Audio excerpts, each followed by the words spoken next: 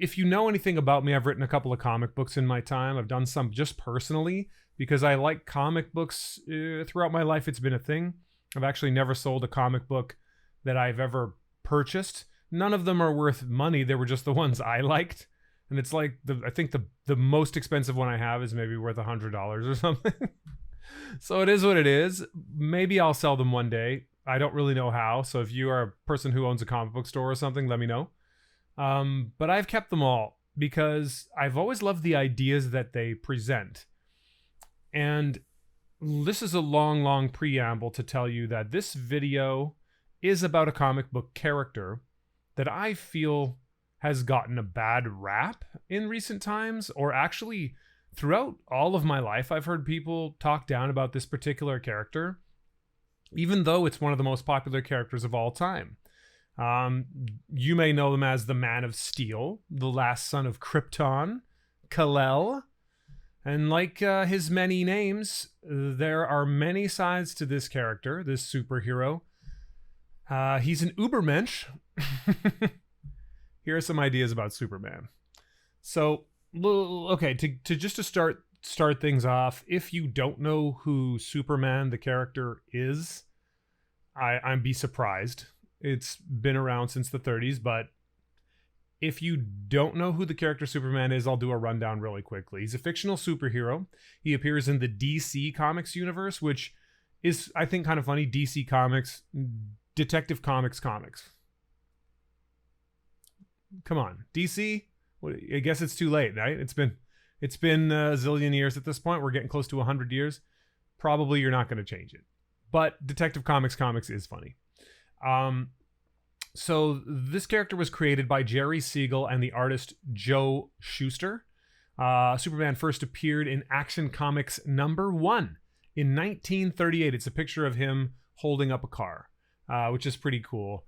And right now, if you could, the best quality or condition version of that comic book is worth somewhere between $8 and $10 million.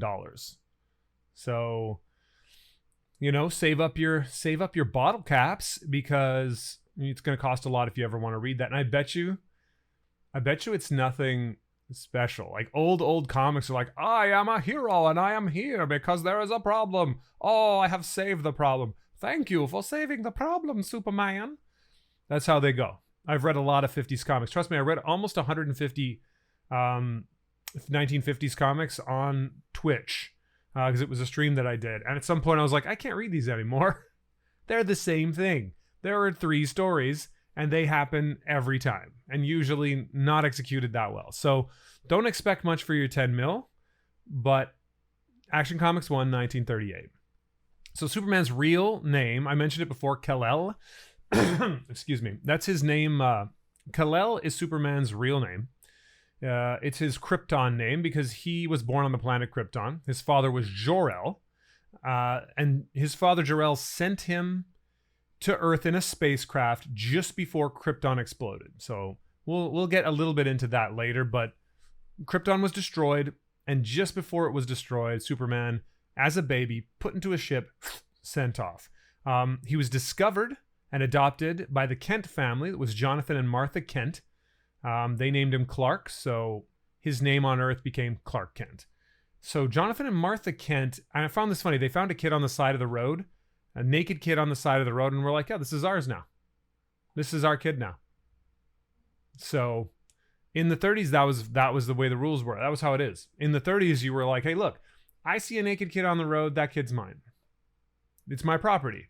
So people tried to keep, they tried to keep their eyes forward, because how big of a family can you support, really? But Jonathan and Martha Kent struggled to have kids of their own. They're farmers. They saw Superman on the side of the road, and they picked him up and saved him and raised him as their own. So this is where we get into what I'm talking about to some degree. Superman is often described as the ultimate Boy Scout, mainly because he's an all-American kid who always does the right thing, right? It's given him a reputation of being a goody two-shoes, which it would be fine for a hero, if not for the massive turn towards the anti-hero over the last, I'm going to say 40 years, maybe more, in comic book history. In recent comic books, it's mostly anti-hero and mostly about some sort of depressing subject. And so the idea, which gives the impression of more depth, and sometimes it does give more depth because negative things do exist in the world. But yeah, I do think there is a shift towards that direction. So he's the goody two shoes. You know, he is what it is. He's like, you got characters like, for example, you have characters like Wolverine, Punisher. They were around forever. Deadpool, of course. You know, it's a comedy character, but also very dark. And they skirt the lines of morality, and oftentimes they're just murderers. They cross that line because they just kill people, and they're heroes, though. And so it is what it is. In recent times, even a lot of villains have become heroes. They're the subject of their own comic books. Good examples are Harlequin from Batman, Catwoman, also from Batman, Venom from Spider-Man. They're heroes, even though they're actually murderous, evil people. Or aliens, symbiotes in the case of Venom. So that's an interesting thing. I'm not saying this is good or bad. I actually, all my life, I've enjoyed a lot of these characters, so I'm not crapping on them for that. But I think against the mirror of those characters, Superman seems maybe a little bit soft, or, you know, a kiddie kind of character. He's had some serious comic books, but a lot of the time that's not the case. And when you try to do serious or dark with Superman, it fails horribly. And I think we could probably get into why that happens. I think some of these more dark characters are considered complex because of their negativity, because of their human failings, and that makes them more relatable to people a lot of time. I hear that all the time. They're more relatable because of their human side. Batman is one. He's just a human. That's it. He's just a really superhuman, but he's not actually super. He's just superhuman-like, but he's a human being. And if you shoot him in the face, he dies, you know? So where does this leave Superman? He isn't a human.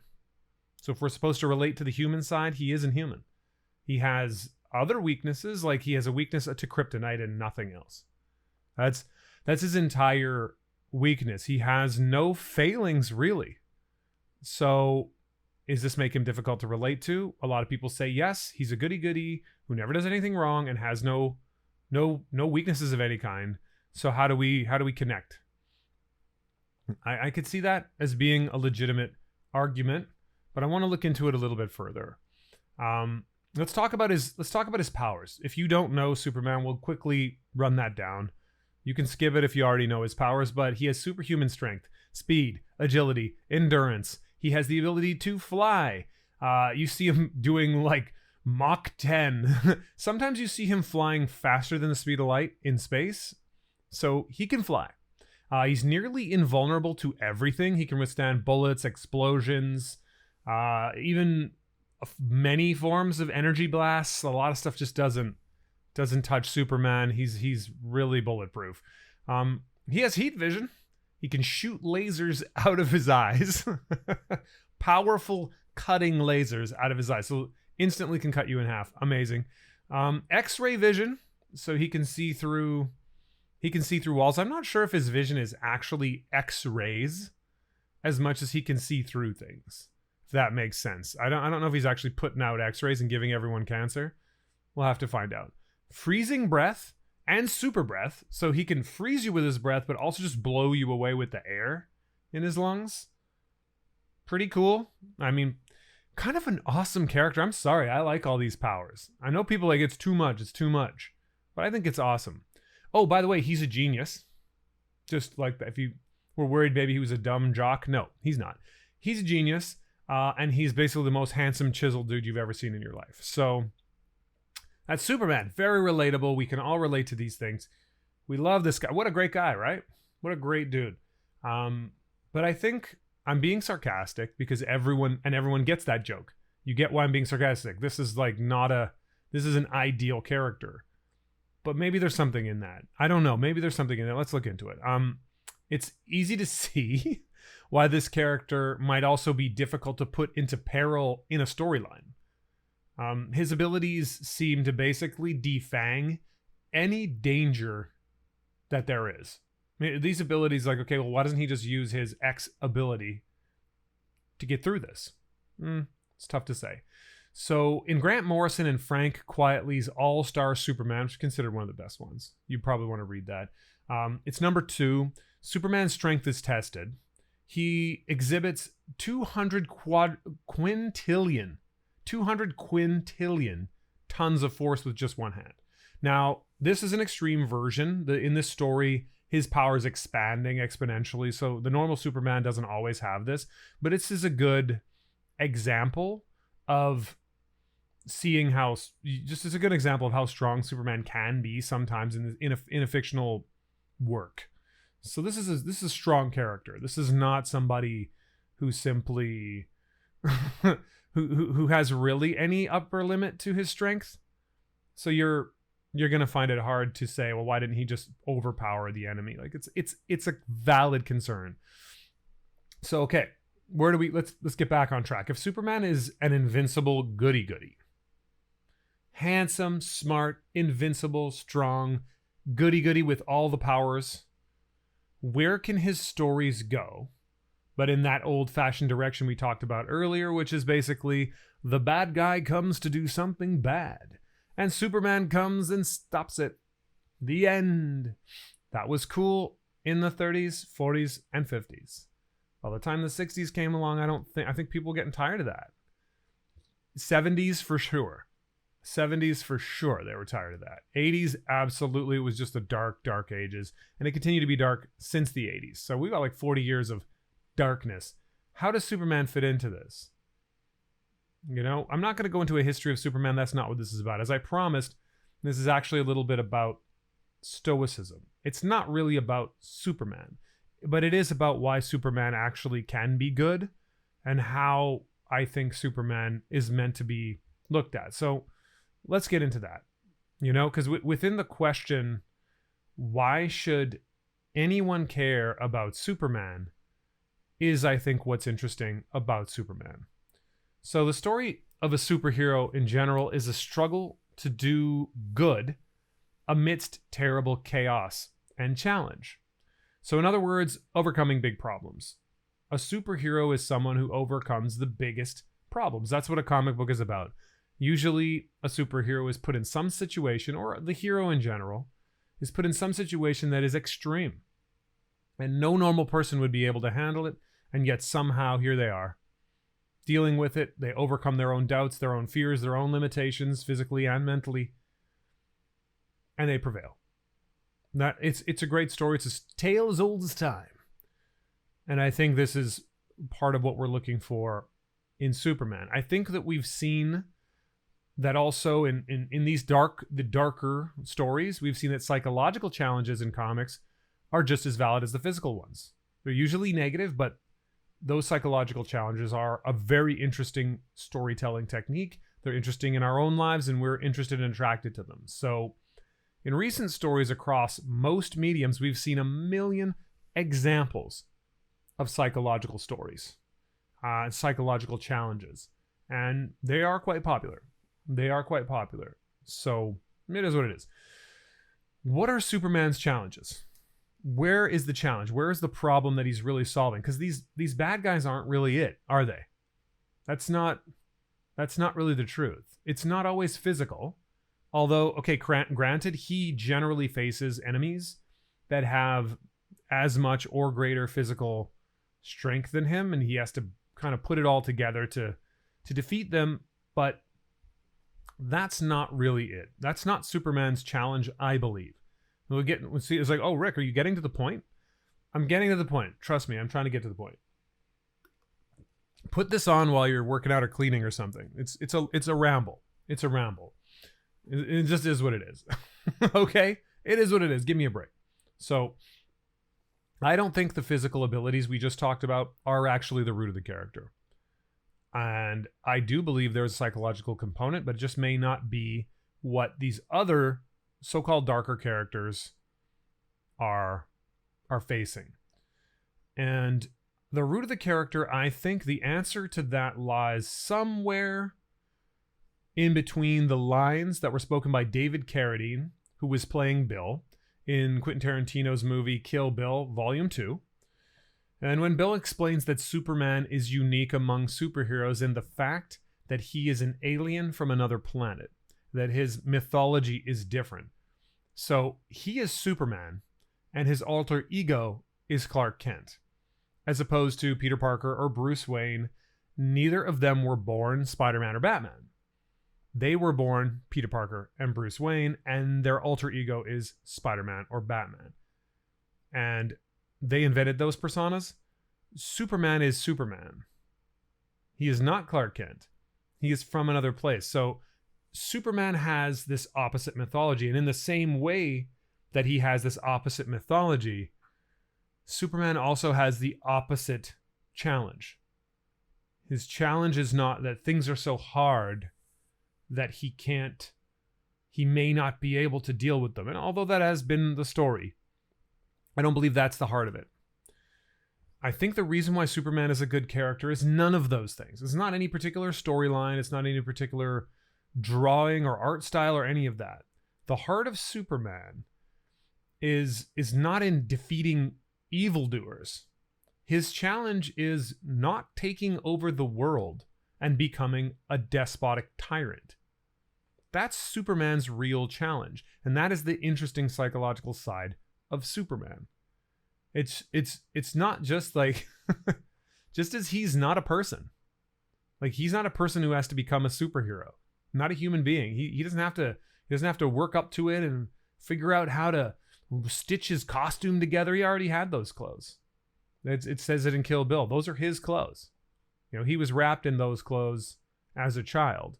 And his Superman uniform is his own clothing from Krypton, from where he was born. It's the stuff they used to wear. They were very, very interestingly fashioned on Krypton. So that's all him. This is just Superman. So his issue is to try to be a person. That's what it is. His thing is to not be the Kryptonian super god, but be a good person. So in a matter of hours, let's put it this way, in a matter of hours, Superman could defeat probably most all of the super beings that exist in the DC universe. Just beat them. If he decided, okay, I'm just turning on them now, he could beat them. You know, I know there's been storylines of Batman versus Superman and all that. Yeah, whatever. If he decided to not be the type of Superman that he is now and just turn the switch and said, okay, I'm going to be done with that, Batman's cut in half by lasers in a millisecond. He can be as smart as he likes. It's not going to matter. He's dead. And so is every other superhero. They are not as powerful as Superman is. They don't have time to get to the kryptonite. They're in trouble. It can be argued that there are some other more powerful characters, blah, blah, blah. But for argument's sake, let's say Superman does a pretty good job taking over the world. He could defeat these powerful beings. He could destroy every army on Earth in like a second. They're nothing. He could topple every single government. There's nothing. They have no leverage against him whatsoever.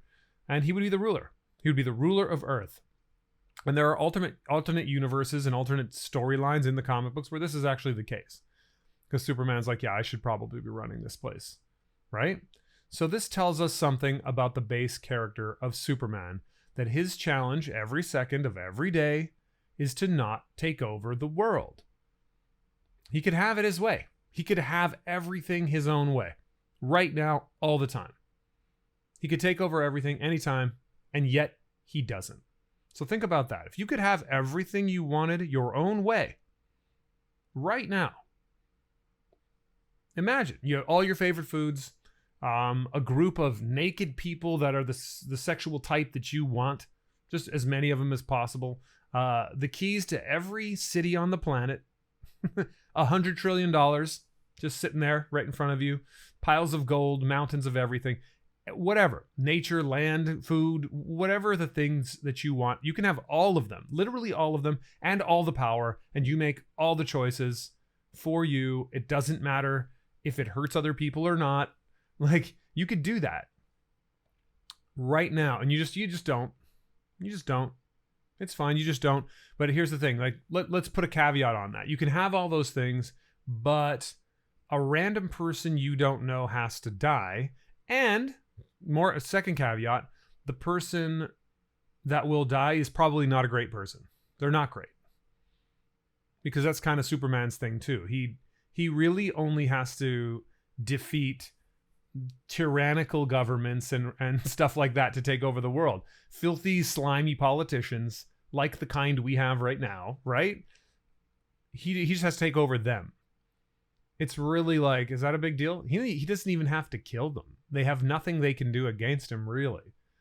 You know? But even if he did, it's like, would we miss him? You know? So that's your situation. So somebody you don't know and don't like, because they're bad, they're like a bad person, dies, and you get every single thing that you want right now. And you get to continue to be completely, fully independent in all of your decisions from this point forward. You're good, right? You'd say, nah, I don't want that. I don't need that. I don't need everything and all my dreams to come true right now and have no one ever stop me from doing whatever I want anymore.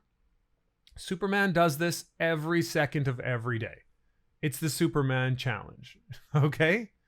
So my question is, I don't think this challenge is noticed that often. It's not really seen with Superman. And so it's not respected. So why is this challenge not respected? I think there's a bias against this type of challenge. The virtue challenge. Obviously, like, he's a goody-goody. I'm like, okay. And he doesn't have to be at all. But he is. But we don't respect that. Okay. It doesn't manifest outwardly in a negative way. So it's very difficult to see. And it's difficult to work into relatable situations, into stories. So I think also the negativity bias that humans have, if look into it, it is what it is. I don't think it helps. We notice that which is going wrong, and we basically ignore everything that's going right. So in prehistoric times, this worked well. We don't get eaten, poisoned, or sucked up by the earth in various different ways, right? But that negativity bias makes it so that we sometimes don't see what's good about something. And it's difficult for us to see an obstacle as a positive challenge or a positive thing. And I think in the same way, it stops us from seeing things that are already going positively at all. So it is what it is. So let's put it this way. Let's say that Superman flies around the city for 10 minutes. Crime drops to 0 because that's how long it takes Superman to stop most of the types of crimes we face. He spends 10 minutes, solves all the crimes. No more crime. He does this once a day, doesn't say anything to anyone. People don't even really see him because he's so fast. They don't really understand what's even happening. It just happens. And it would be easy for a person who lives in that city day to day. Over the course of a year, there's 0 crime, right? There's 0 crime. They would experience no crime in their lifetime, potentially. So they would likely go outside expecting there to be that level 0 of crime every day. It would not be a wonderful thing. They wake up every morning and go, well, wonderful, no crime again. There could have been crime, but there wasn't. No, there was never a crime. Superman's the one dealing with it, but you don't really see that. So, yeah, you just expect there to be no crime. Why wouldn't there? That's the way things are. At least that's the way I think it would be. You would expect things to stay the same because they always do. And not really think about Superman at all. You'd not think about why. Most of the time you'd be doing your daily stuff. You'd be thinking about yourself and your life. It's totally fine. I think this person that we're talking about, this hypothetical individual, would probably go about their business like every one of us goes about our business. So even more, they might not expect Superman to change his mind and decide, I'm going to step on all of your backs and you're going to have to carry me around the city like a conquering warlord. That's not a thing you expect to happen. That would be a shock. But he could do it any day. So, but in not having the situation, it's easy not to think of it as an ongoing problem. It's even easier to take the status quo for granted, is what I'm trying to say. But it is a problem Superman has to hold himself back from regularly. Like, no one sees it because he makes it look easy. It becomes basically invisible. This is now an invisible problem. And again, that makes it troublesome when you're trying to write a comic. How do you show an invisible thing? How do you show that this is what it is? And I know that it has happened in comic books from time to time, that he is tested in that way. But we're like, oh, he was tested and he got over it. Kind of like, oh, the bad guy did something, but Superman flew in and stopped him. It's not much different from that, so it's sort of still invisible, in my opinion. So he's not supposed to be taking over the world, right? That's just the way it's not supposed to be. Maybe not, but we've established that he's far more powerful, far smarter, far more altruistic and values driven than anyone else on the planet. So why shouldn't he rule the world? You don't think that thought must pass through his mind too? If this was a real person, you're like, look, I'm a better person than all of these people in every measurable capacity. And also more altruistic. Like, literally a more charitable, generous person too. And it's like, well, no, let's let these scumbags run things. All these sociopathic politicians that directly lie right away and take the money and do all the deviant behaviors. Yeah, they should do this. They should run things. I shouldn't. I'm Superman, right? So that to me is, I think, an interesting question. In Superman's mind, why doesn't he do this? Well, to Superman, it would infringe on other people's freedoms. It would infringe on their freedom of choice. It would infringe on their ability to do what they wanted to do in their life. And that's a line Superman's not willing to cross that far. Like, Wolverine will kill a person. It completely infringes upon their freedom to even be alive. Right? All those other dark characters who are willing to murder. Now, Batman, we say he doesn't kill. You know, he's killed in a couple of times, but he generally doesn't. And originally that wasn't a thing. Batman had like a gun and he was popping people. Because how else would it work? He's just some dude. Anyway, he has that too, and it often is what makes Batman interesting. But it's also what makes Superman interesting. He's not a tyrant.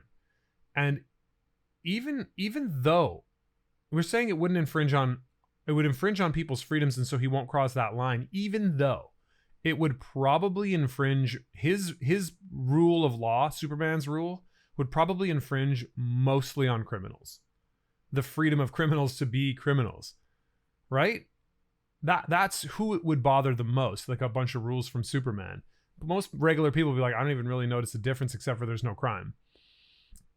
And it would probably be a better world for 90% of people if Superman imposed his values and ideals on the world. But still, it would be tyranny, and Superman at his heart is not a tyrant. He's not a tyrant. Not even 0.1%.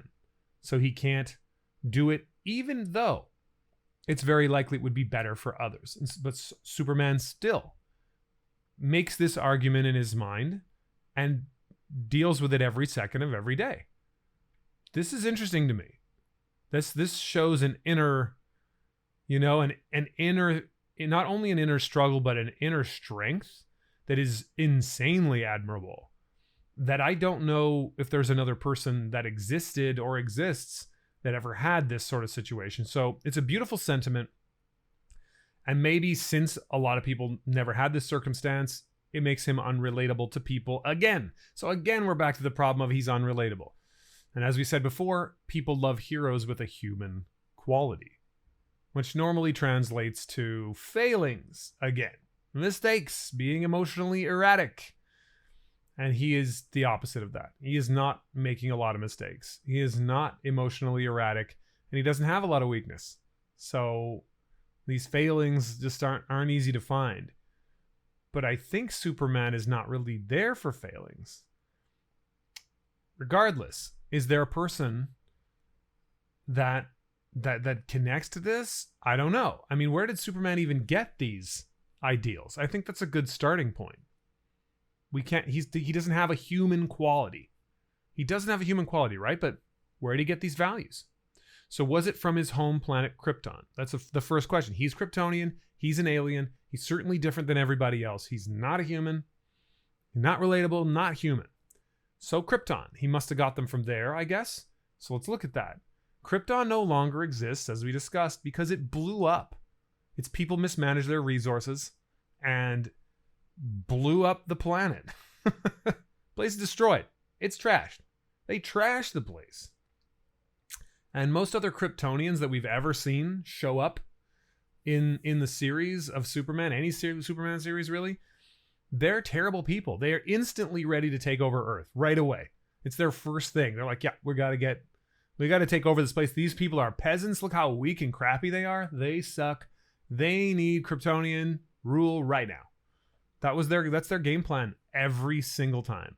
So are those Kryptonian values? Probably they're not. Superman's values don't seem to match. So where do we stand? Where do we stand? He was raised by Jonathan and Martha Kent. Farmers from Kansas. Superman's lofty ideals come from a pair of regular people, human beings. And his values, these lofty values where he holds strong to it, not infringing upon these people's freedom, come from these regular folks. So I think that's kind of interesting. This is where his human side is found. It gets missed only because it's not negative. But Jonathan and Martha Kent were such wonderful, generous, loving, and stalwart or steadfast in their values that Superman has these values instilled within him.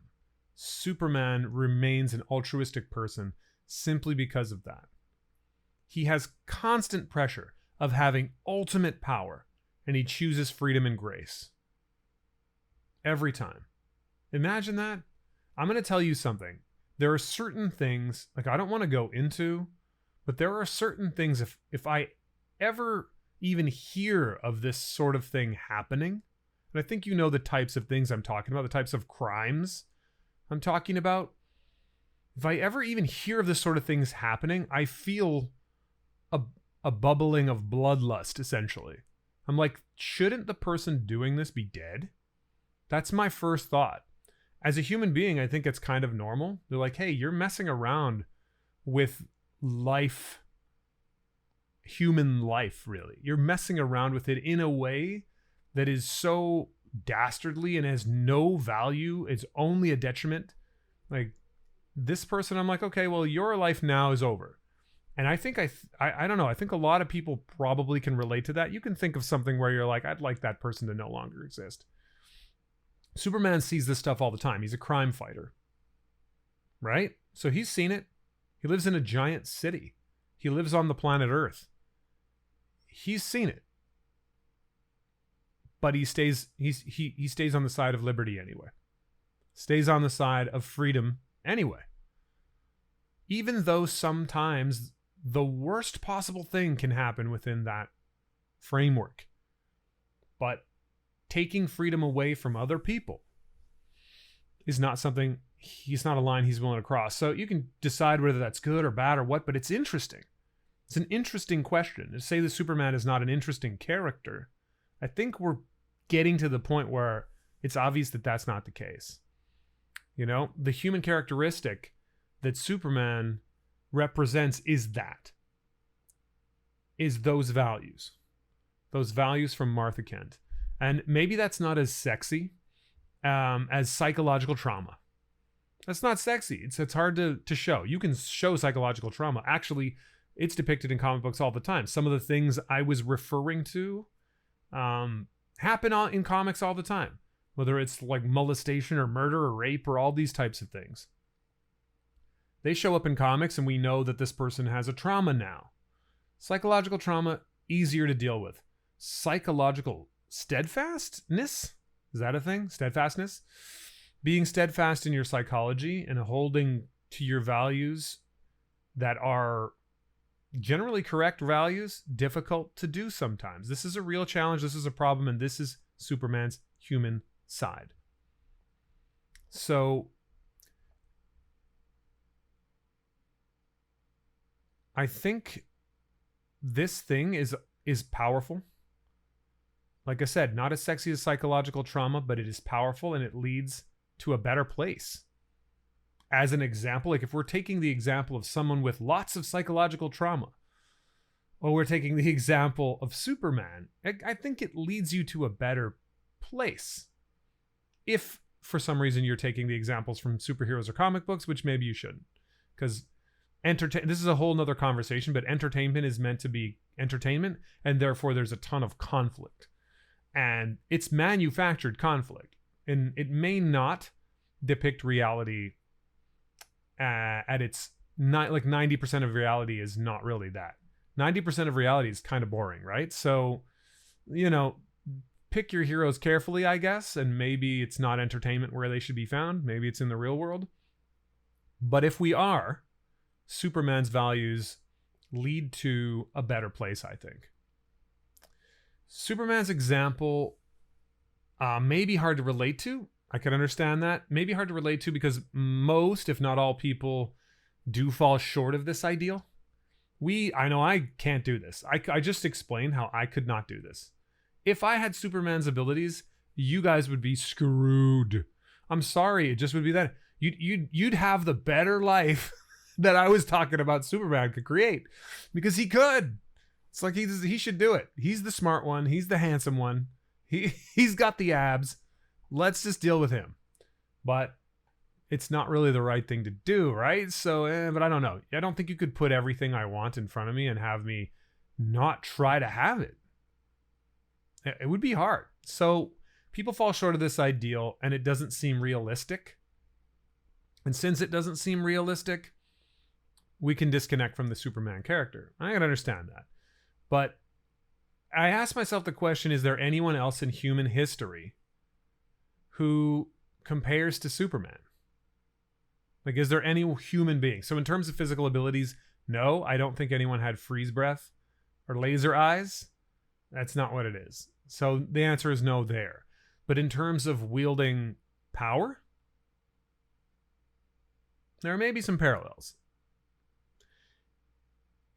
One of the ones I think of first, and this is where Stoicism comes into the game, Marcus Aurelius. Anyone who's read Meditations knows who Marcus Aurelius is. Anyone who's been on Instagram and sees a quote from time to time, anyone who's been on TikTok and sees a quote from time to time, you probably saw Marcus Aurelius. You've probably seen a quote from him because he's awesome.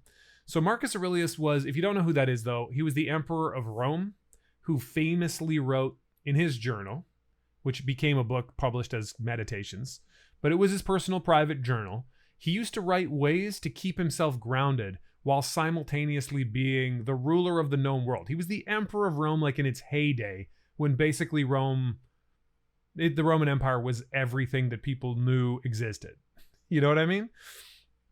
Huge, massive empire. He was the most powerful man on the planet, kind of like Superman in that regard. So he wielded more power than anybody really ever will. Most people, even now, if you run a country, it's not the same.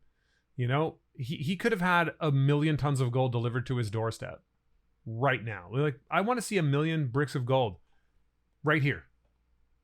Do it. And people would be like, okay, let's get it together, guys. Let's get some gold. They'd have done anything at all to get that gold and put it in front of him. He could have had sex with anyone or anything at any time. And any number of those things and people that he wanted to. He could have eaten any food, essentially, that he wanted. I mean, refrigeration wasn't a thing back then, so there's probably some limitations there, but he could have found a way. He could have gone to wherever he wanted to eat that food if there's no refrigerator. Could have happened, and he'd have 1 million soldiers protecting him at the same time. So that is crazy. And he could have killed anyone. Anyone he wanted could be dead at any time. So these are some parallels to Superman, because Marcus Aurelius also chose to do what was right within the confines of his time period. We have to understand that. There was still military actions. It's a Roman Empire, and their prerogative was to expand the empire. So you could decide that was not right, or it's debatable. But right from a personal level, within the confines of the time period, within the confines of the time period, he did that. Like, for example, a quote from his journal was this: "Waste no more time arguing about what a good man should be one." Now compare that to a quote that was at the beginning of All-Star Superman. "The measure of a man lies not within what he says, but what he does." Now that's pretty similar, and that is what Superman does. He acts rightly. He acts rightly when he doesn't actually have to, which is all the time. He doesn't actually have to. This is the core of the Superman character. This ideal is an extreme superversion of a value-driven person that it would be hard to match in reality. But it is an image that raises one's sights. It's an image that raises our own standard to whatever is possible for us if we look at Superman as a symbol of hope and freedom and values and morality.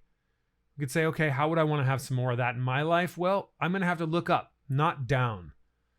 And that's what's compelling about the Superman character. And that's what puts him in a class of his own among heroes. Man, I talked about that way longer than I thought I would. I hope whoever is still here listening to this, I thank you. And I promise you, we will be right back to interviewing people, which is, of course, something I love to do. You can tell me if you liked this, if you hated this. I may look at it or not. I don't know if I want to read comments, to be honest, because I think I'm not really interested. That's my piece on this. Thank you so much for listening. And yeah, we'll be back to the regularly scheduled programming after this one. I just want to do it. And maybe I'll throw in a few more. From time to time. You'll hear some ideas. I may even make a different channel to put this kind of stuff on, but for now I'd like to just put it up as part of the podcast. So thank you again. All the best. Talk to you again. Look, I'll see you when I see you, all right? I'll see you when I see you. Okay, bye.